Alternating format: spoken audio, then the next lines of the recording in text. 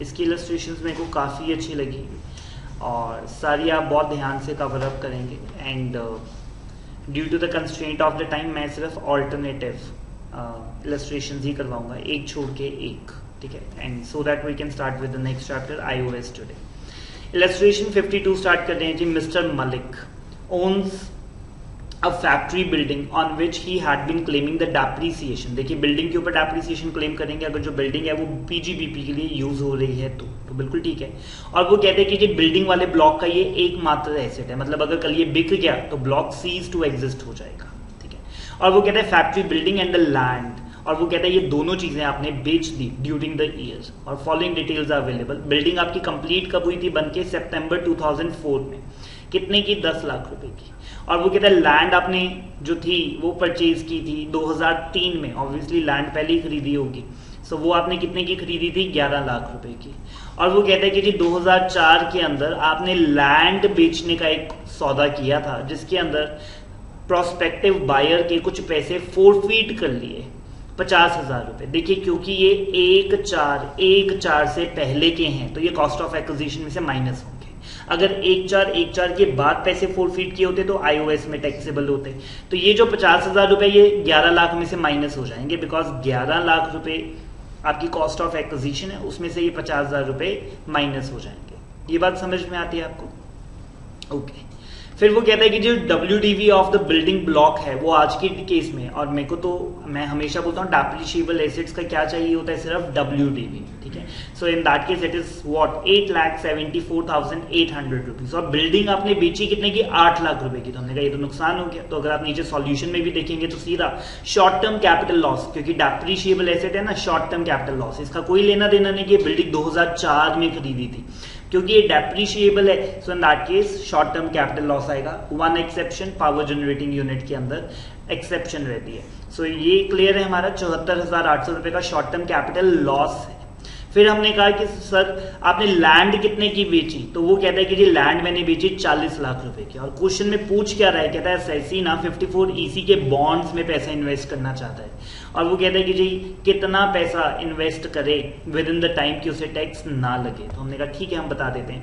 अब हमने लैंड की वैल्यू निकाली जी, 40 लाख रुपए की आपने बेची है। Index cost of acquisition 11 lakh पे नहीं मिलेगी, कितने पर मिलेगी? 10,50,000 पे, क्योंकि 50,000 रुपए आपने फोरफीट किए हैं 1/4 से पहले। और उसकी इंडेक्सेशन हमने कर दी और ये बना जी 28,99,541। और balancing long term capital gain कितना आया जी? 11,04,59, ठीक है। इसमें से ऊपर वाला लॉस एडजस्ट हो गया है क्योंकि short term capital loss long term capital gain से एडजस्ट हो सकता है, but the vice versa is not allowed. So in that case net हमें जो taxable long term capital gain आया वो कितना आ रहा है जी? 10,25,659 रुपए, ठीक है। और इसको अगर आप 54EC के बॉन्ड्स में इन्वेस्ट कर देंगे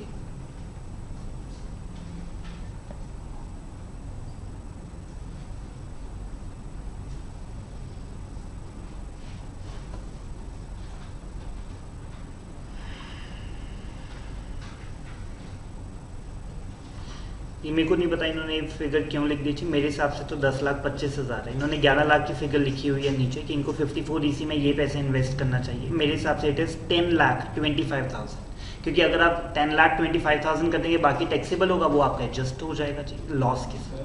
बट बॉन्ड्स तो तभी करते हैं ना अगर लैंड या बिल्डिंग बेची हो उसको करते हैं, तो शॉर्ट टर्म पूरी थोड़ी वो टैक्सेबल लॉन्ग टर्म पूरी थोड़ी करेंगे, उतनी करेंगे जितनी लैंड में बेची है। आई डिडंट गेट इट, दोबारा बताइए। अगर हम बॉन्ड से लैंड और बिल्डिंग को बेची करते हैं लॉन्ग टर्म, तो वो टैक्सेबल वाली थोड़ी आएगी पूरी, जो लैंड और बिल्डिंग वाली वैल्यू वही आएगी 11 लाख वाली, सेटअप वाली थोड़ी आएगी, सेटअप वाली आएगी नहीं। लेटेस्ट से मेरी ये यहाँ पे कंटेंशन है कि जी मैंने अगर 10-25 कर दिया तो आप कहोगे कि जो बाकी 74,000 है उस पर टैक्स देना पड़ेगा, वो मेरा सेट ऑफ हो जाएगा लॉसेस के साथ, तो टैक्स तो मेरे को नहीं देना पड़ेगा, ठीक है। मैं कह रहा हूँ कि बॉन्ड्स तो उतने के ही लेंगे ना 11 लाख के, 11 लाख। मैं ये कह रहा हूँ कि अगर आप 10.25 के ले लेते हो तो बाकी टैक्सेबल हो जाएगा। आपका गेन है 11 लाख का, मैंने आपको बोला आप इन्वेस्ट कर दो 10-25, तो आप कहते हैं कि बाकी 75,000 विल बिकम टैक्सेबल क्योंकि उसके अगेंस्ट एग्जम्पशन आपको नहीं मिलेगी। ऐसा तो जरूरी नहीं है ना कि पूरा इन्वेस्ट करना पड़ेगा, क्योंकि हमने आगे भी इलस्ट्रेशन में देखा था actual investment of the capital gain which ever is less. तो अगर मैं कम इन्वेस्ट कर देता हूँ 10-25, सो व्हेन दैट केस बाकी वो कहता है 75,000 पे टैक्स लग जाएगा, तो मैं कहूंगा कि उस पर टैक्स नहीं लगेगा बिकॉज वो सेट ऑफ हो जाएगा शॉर्ट टर्म कैपिटल लॉस के साथ। लॉस तो किसी का भी हो सकता है, बिल्डिंग का भी हो सकता है, ज्वेलरी का भी हो सकता है, पेंटिंग का भी हो सकता है, शेयर्स का भी हो सकता है, ठीक है। ऐसा नहीं है कि बिल्डिंग का लॉस बिल्डिंग के गेन के साथ ही सेट ऑफ होता है, मतलब सेट ऑफ के अंदर ऐसी कोई प्रोविजन, बस शॉर्ट टर्म लॉन्ग टर्म से हो सकता है, long term loss short term capital gain से सेट ऑफ नहीं हो सकता। बट बॉन्ड्स तो उतने वैल्यू के लेंगे ना जितना हमारा कैपिटल गेन पर्टिकुलर बिल्डिंग पे आएगा, लैंड या बिल्डिंग पे पर्टिकुलर। बट जरूरी नहीं है ना, ऐसे ये जरूरी नहीं है। ऑब्वियसली कल भी हमने जब 50 EC किया था तो उसमें 54 EC किया था, तो उसके अंदर बहुत सारे केसेस आ रहे थे जिसमें उसका गेन था 80 लाख का, वो बॉन्ड ले रहा था 40 लाख के, ठीक है, या गेन था 40 लाख का, बॉन्ड ले रहा था 20 लाख के, ठीक है। तो जितने के बॉन्ड लिए उतने माफ हो जाएंगे, ठीक है, और जितना कैपिटल गेन होगा विच एवर इज लेस। अगर वो 11 लाख के लेगा फिर उसका लॉस पड़ा रहेगा ऐसे ही। हाँ, लॉस फिर उसका कैरी फॉरवर्ड हो जाएगा, ठीक है। अगर आप करंट ईयर में सेट ऑफ कर सकते हैं तो करना चाहिए। तो मेरे हिसाब से जो आंसर है जी यहाँ पर 10-25 659 है।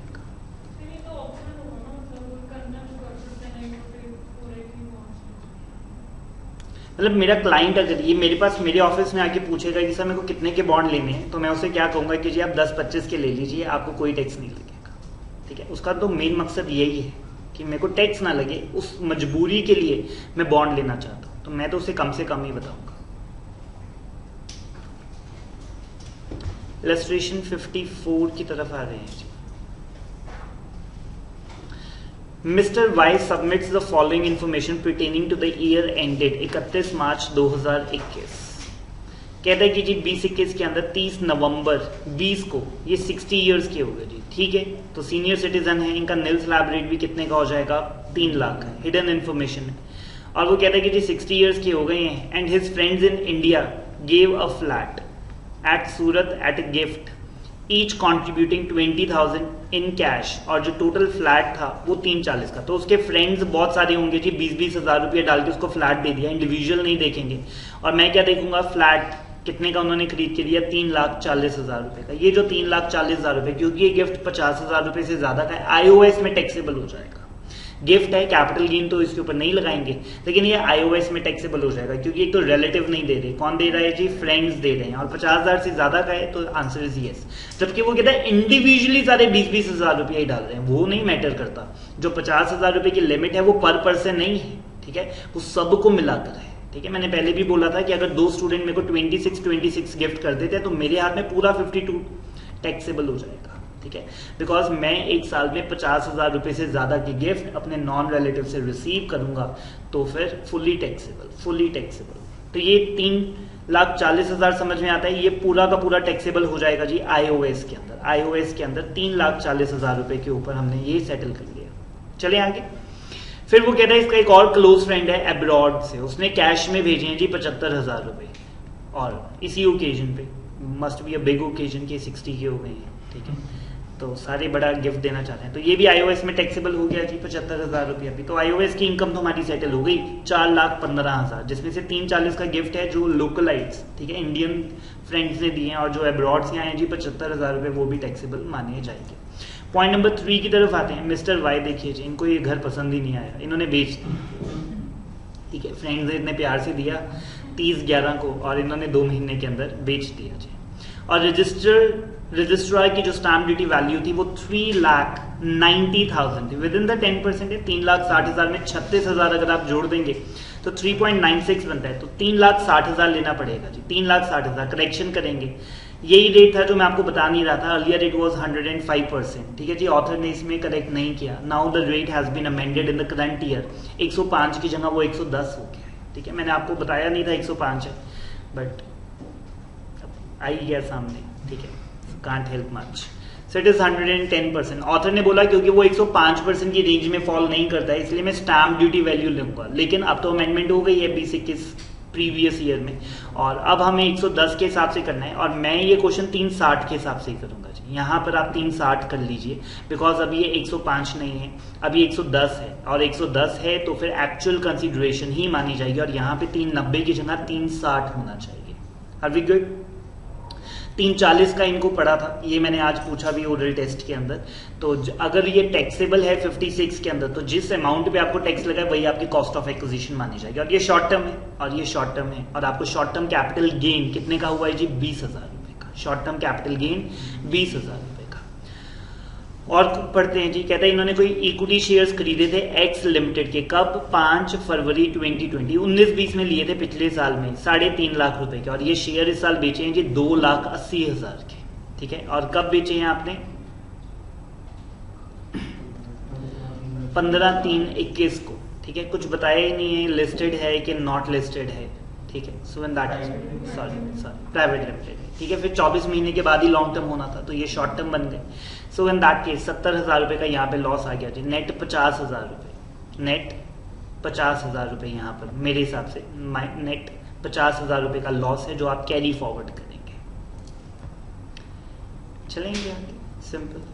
उसने नीचे बताया भी ये iOS का पॉइंट है जी, कहता है क्योंकि ये गिफ्ट फ्लैट का 50,000 रुपए से ज्यादा का है तो वो फुली टैक्सेबल हो जाएगा। इलस्ट्रेशन 56 करते हैं। मिस्टर समृति purchased 40 capital indexed bonds.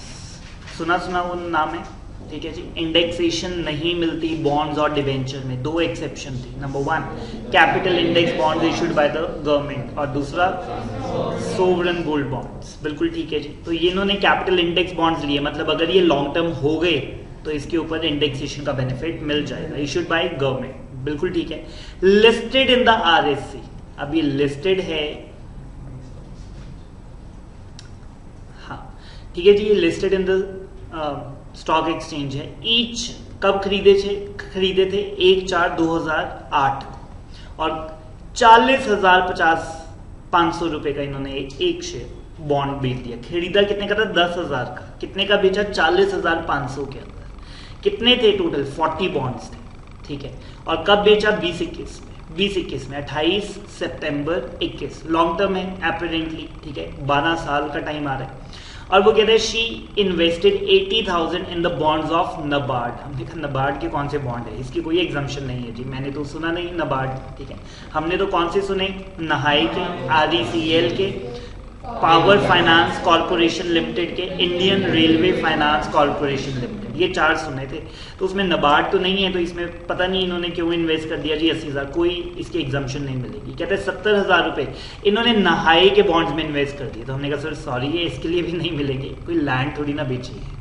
54EC में आना चाहते हैं तो 54EC के अंदर तो लैंड, बिल्डिंग और बोथ को बेचने के बाद ही लॉन्ग टर्म कैपिटल गेन होता भी। तो ये भी 70,000 आपके जाया ही गए जी, इसकी भी एग्जाम्पशन आपको नहीं मिलने पाएगी, क्योंकि 54EC will not qualify for the bonds, it may be for the land, building और both. Are we good? Compute the tax liability of miss Smriti. Full value of consideration, पता नहीं क्या वैल्यू लिख रहा है जी, 29,500 तो कुछ नहीं है, इट इज 40,500। 40,500 करेक्शन कर लीजिए, 40,500 इंटू 40, सो ये इतना ही बनना चाहिए, 16,20,000 रुपये। ये वैल्यू ठीक है, आगे कुछ गलती थी। Index cost of acquisition, indexation क्यों मिल गई बॉन्ड और डिबेंचर के केस में? क्योंकि ये 2 एक्सेप्शन थी और उसमें से ये फॉल कर रहे हैं। तो 10,000 का आपने खरीदा था, इंडेक्सेशन हमने कर दी और फिर 40 से मल्टीप्लाई कर दिया क्योंकि टोटल 40 थे, तो 8,78,832 रुपये।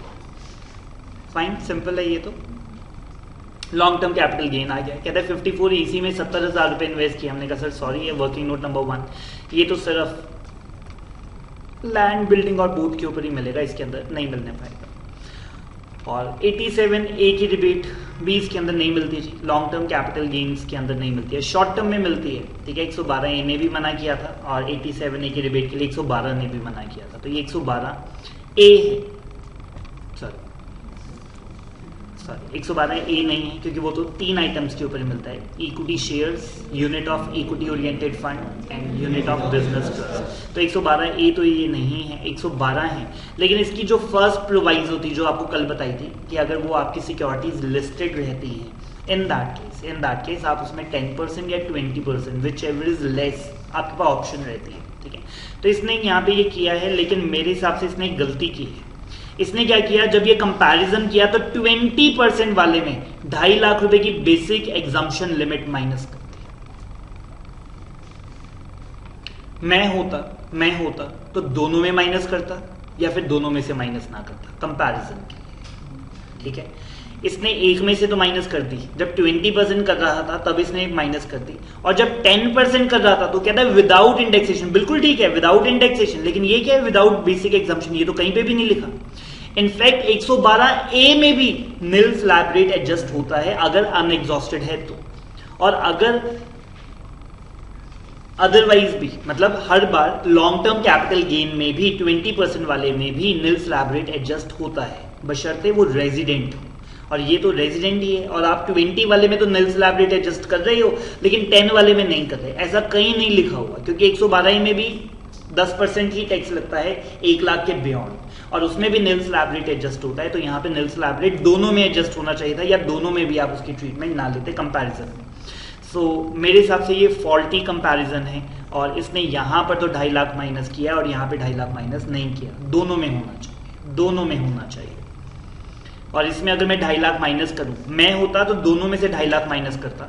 इसमें ऊपर वाला ठीक है, इसमें से भी आप 25,000 रुपए माइनस करो, ठीक है। 2.5 लाख के ऊपर 10% टैक्स, 25,000 रुपए माइनस करके इट शुड बिकम 97,000, और इसके ऊपर आपको टैक्स देना है 4% सेस। ये 97,000 यहाँ पर आना चाहिए।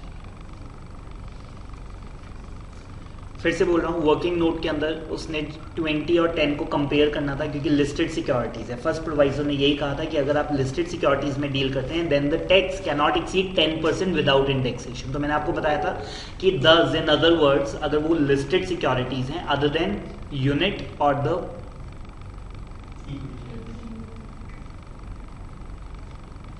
जीरो कूपन बॉन्ड्स, बता देता हूं आपको।